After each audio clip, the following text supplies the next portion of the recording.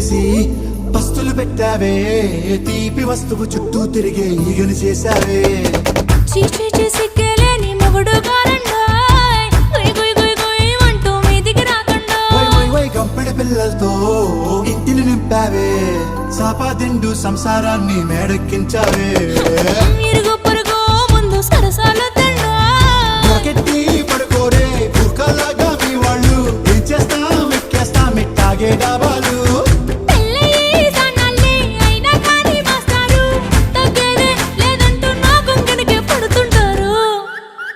హే గోదారి గట్టు మీద రామసలకావే,